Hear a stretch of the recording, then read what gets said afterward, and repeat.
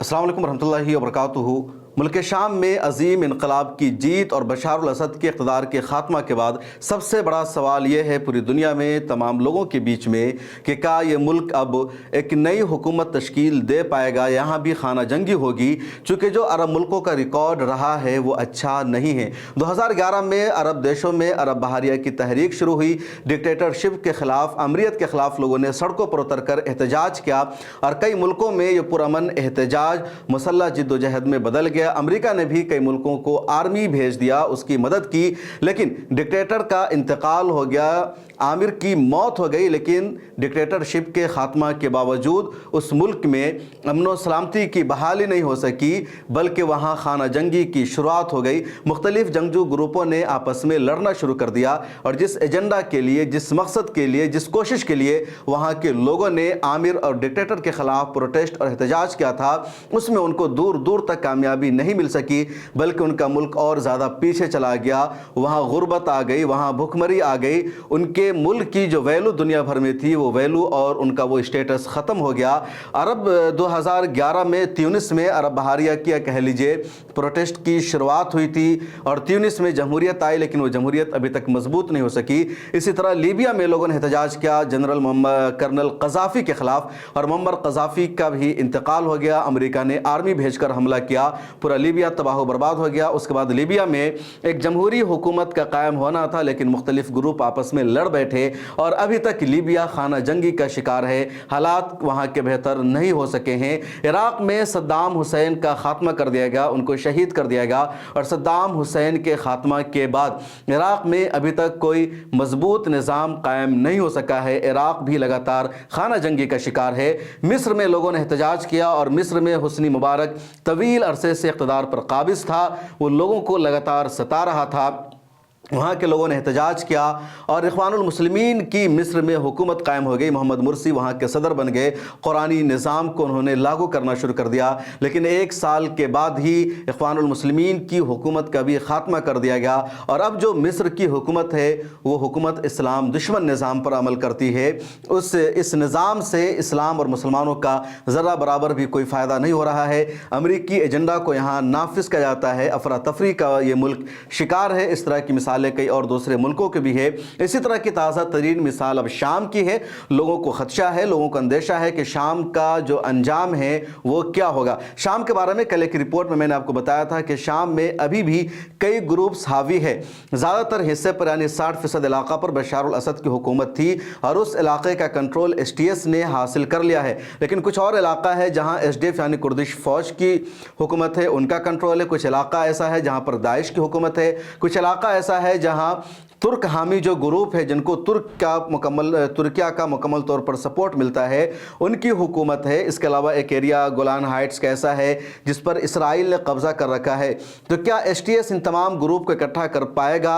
ये सब लोग मिलकर हुकूमत बनाएंगे या फिर शाम में एक नई खाना जंगी शुरू हो जाएगी और हर ग्रुप चाहेगा कि हमारी हुकूमत अमल में आए? फ़िलहाल वहाँ के जो मोहम्मद अल जुलानी है, जिनकी क़यादत में ये इनकलाब आया है, जिन्होंने बशार अल असद को मुल्क छोड़ने पर मजबूर किया है, उन्होंने अपने ही करीबी साथी मोहम्मद अल बशीर को उबूरी वज़ीर आज़म मुकर्रर कर दिया है और उनको एक टारगेट भी दे दिया है कि मार्च 2025 तक उनको इस निज़ाम को चलाना है, नया निज़ाम उनको लाना है, वहाँ उनको इलेक्शन कराना है।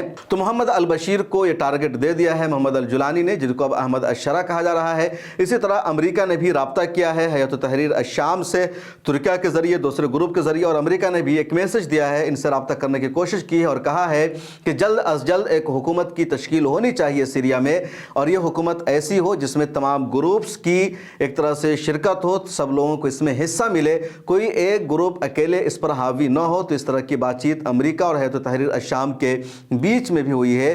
तुर्किया का भी यही मैसेज आया है। तो अब लोगों को यही उम्मीद है कि शाम का अंजाम लीबिया जैसा नहीं होगा, शाम का अंजाम मिस्र जैसा नहीं होगा या दूसरे अरब देशों जैसा नहीं होगा, इराक़ जैसा नहीं होगा, बल्कि शाम में एक जामे हुकूमत की तश्कील होगी।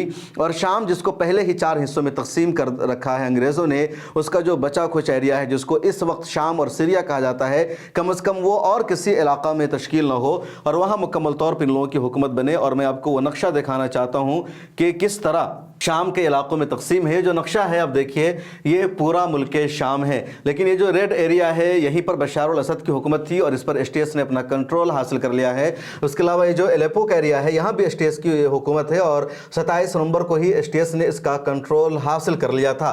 लेकिन ये जो एरिया आपको दिख रहा है रेड येलो वाला, ये जो पीला एरिया दिख रहा है और ये अच्छा खासा मुल्क शाम का एरिया है, तो इस एरिया पर एसडीएफ की हुकूमत है जिसको सीरियन डेमोक्रेटिक फोर्सेस कहा जाता है और काफ़ी लंबे अरसे से इस एरिया पर इन लोगों ने अपना कंट्रोल ले रखा है।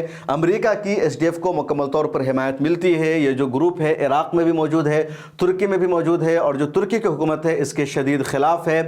तो ये इतना बड़ा एरिया जिसमें रक्का है, रासुल ऐन है, कमीशली है, तो इतने बड़े एरिया पर इन लोगों की हुकूमत है और ये इस वक्त एसटीएस के पास नहीं है।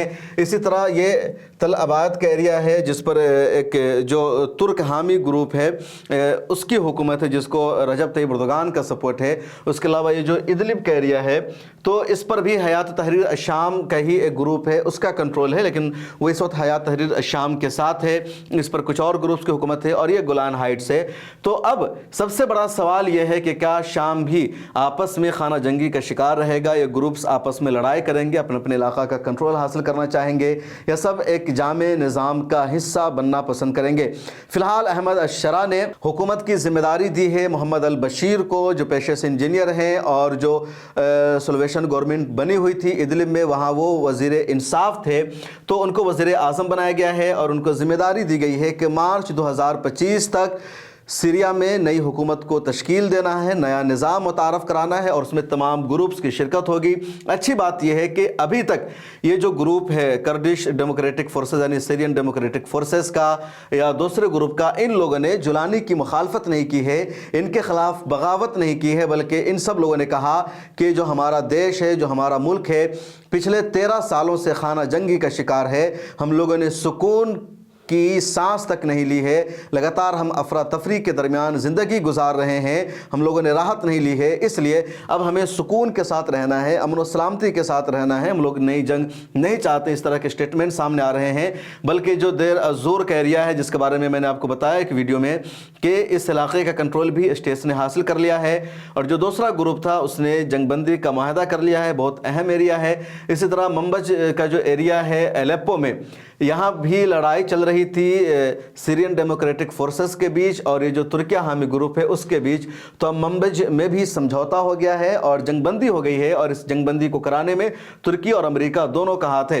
एक बड़ा इलाका है मंबज का और यहाँ भी समझौता हो गया है, सीज़ फायर पर इन लोगों ने एग्री कर लिया है। तो अब तक जो रिपोर्ट्स आ रही है वो यही कि जो जंगजू ग्रुप्स है वो आपस में मुत्तहिद हो रहे हैं, मुआहदा कर रहे हैं और वो मज़ीद आगे लड़ना नहीं चाहते हैं।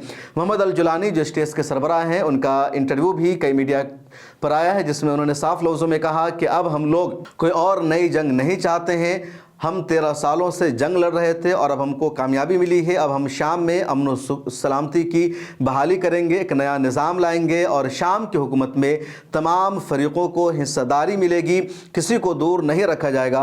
तो उम्मीद यही है कि मुल्क शाम का जो अंजाम है लीबिया जैसा नहीं होगा, दूसरे मुल्कों की तरह नहीं होगा, लेकिन उसके लिए इन रहनुमाओं को अमेरिका की साजिशों से भी बाज रहना होगा, अपने आप पर भरोसा करना होगा, क्योंकि अमेरिका एसडीएफ को सपोर्ट करता है और वो कोशिश करेगा कि लोग इसको एक अलग स्टेट बना लें। ये लोग तुर्की चाहेगा कि जो उनकी सपोर्टेड आर्मी है जिसको कई वहाँ पर क्या बोलते हैं कि सीरियन मिलिट्री काउंसिल कहा जाता है, ये अलग इलाकों में ग्रुप से उनकी हुकूमत रहे। तो इन सब को मिलाना, मुत्तहिद करना और बैरूनी साजिशों से महफूज रखना भी ज़रूरी है। इज़राइल चाहेगा कि कर्दिश जो एसडीएफ है उसकी हुकूमत बन जाए, तो अमेरिका और जो इज़राइल है मुल्क शाम को मज़ीद एक और तक़सीम में ये लोग लाना चाहते हैं, लेकिन इन लोगों की कोशिश यही होगी कि शाम के एक और तकसीम ना हो और शाम पूरा एक रहे, क्योंकि ब्रिटिश एम्पायर ने शाम के कुछ इलाका को पहले ही उर्दून के तौर पर एक मुल्क बना दिया था, लेबनान के तौर पर एक मुल्क बना दिया था, उधर इज़राइल को उसने बसा दिया, यहूदियों को दे दिया उसका इलाका। तो अब जो बचा कुचा शाम है वो मुत्तहिद रहे, वहाँ कोई और स्टेट न बने, ये कोशिश होनी चाहिए। और सबसे अच्छी कोशिश ये होगी कि शाम का अंजाम लीबिया जैसा ना हो, मिस्र जैसा ना हो, इराक जैसा ना हो। इस वीडियो में इतना ही, मुझे दीजिए इजाज़त और आप अपनी राय ज़रूर लिखिए। मिल्लत टाइम्स को जारी रखने और मजबूत बनाने के लिए हमारी आर्थिक सहायता कीजिए। یہ ایک آزاد میڈیا ہاؤس اور کمزوروں کی آواز ہے۔ آپ ہمیں دیکھیں، سنیں، پڑھیں اور ہر مہینے زیادہ نہیں، صرف 100 روپے سے مدد کریں۔ ڈیٹیلز ڈسکرپشن میں موجود ہیں۔